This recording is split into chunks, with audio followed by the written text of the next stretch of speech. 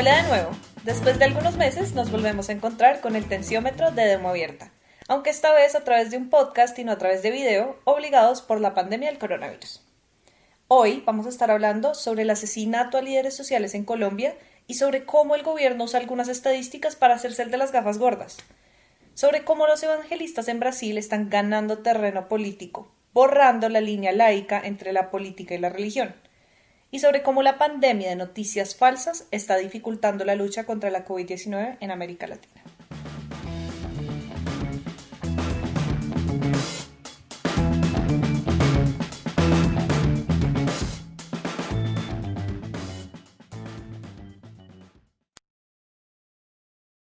Y año a año hemos reducido la tasa de homicidios a nuestros líderes sociales, que comparado con el periodo 2016-2018 lleva una reducción del 25% en lo que va corrido de nuestro gobierno.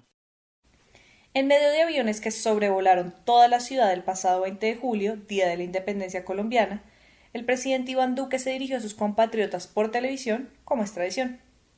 En su discurso, Duque afirmó que, en lo que va de su mandato, los asesinatos contra líderes sociales en el país han disminuido en un 25% con respecto a las cifras entre 2016 y 2018, es decir, durante el mandato del expresidente Juan Manuel Santos.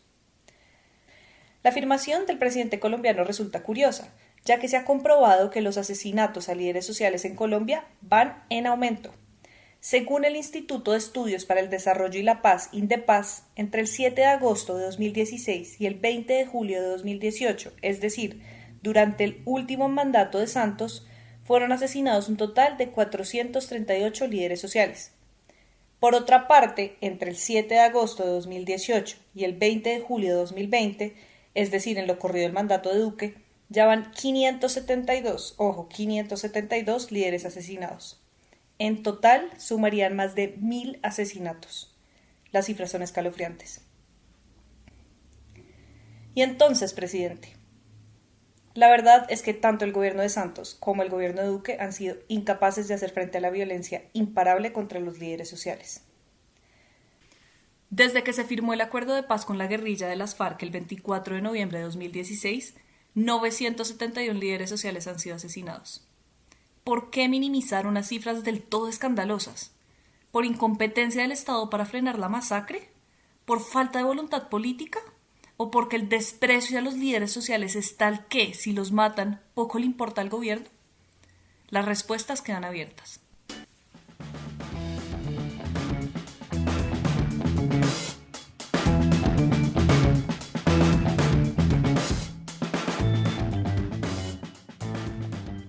Argentina es un estado laico. Sin embargo, la semana pasada se formó el partido político Una Nueva Oportunidad. Es un partido político evangelista. En una región donde la religión católica, y en muchos casos la religión evangélica, llega a llenar los espacios donde el Estado no llegó, estas movidas de poder son importantes.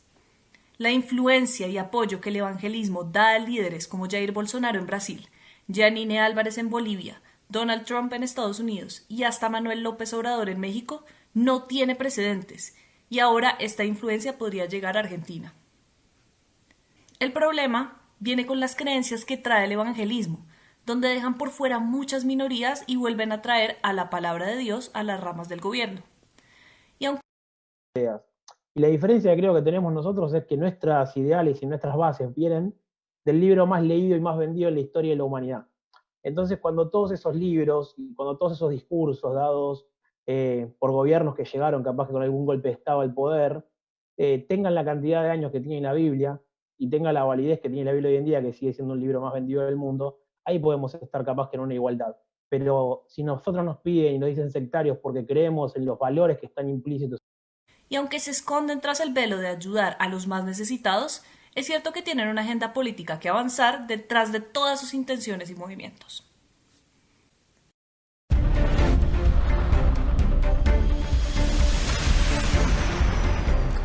Y el tema central de hoy tiene que ver con todos nosotros, porque a todos nos llegan, a todos hemos hecho circular de alguna manera, todos hemos visto las noticias falsas o las informaciones falsas que circulan por estos días y que se han multiplicado en tiempos de pandemia del COVID-19.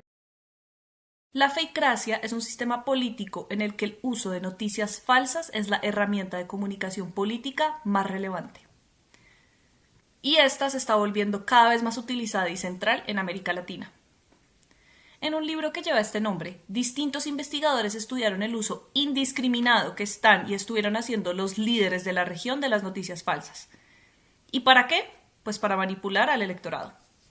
El uso de noticias falsas se convierte en una herramienta poderosa para cubrir los reales problemas que acechan a los latinoamericanos, como lo es la pobreza, la desigualdad, la inseguridad, entre muchísimos otros. Detrás del uso de las noticias falsas, los actores políticos están ocultando sus intenciones reales, una agenda política que busca preservar el status quo, ocultar manejos dudosos, atacar a los rivales políticos y demonizar ciertos grupos específicos de la población. Además, a ese problema se añade ahora la llegada de la COVID-19, que ha traído consigo las noticias falsas y la desinformación que se están volviendo el obstáculo número 1 para poder hacerle frente a la crisis de manera efectiva. Desde tratamientos mágicos hasta argumentos que el coronavirus ni existe, las noticias falsas se expanden por una región que ya supera las 160.000 muertes. Lo peor es que esto va a seguir siendo nuestra peor pandemia, hasta que haya un esquema jurídico o institucional que le haga frente a esta peligrosa dinámica, que debilita un derecho fundamental de la ciudadanía, el derecho a la información. Las redes de chequeo puestas en marcha por la sociedad civil últimamente en muchos países se están quedando cortas.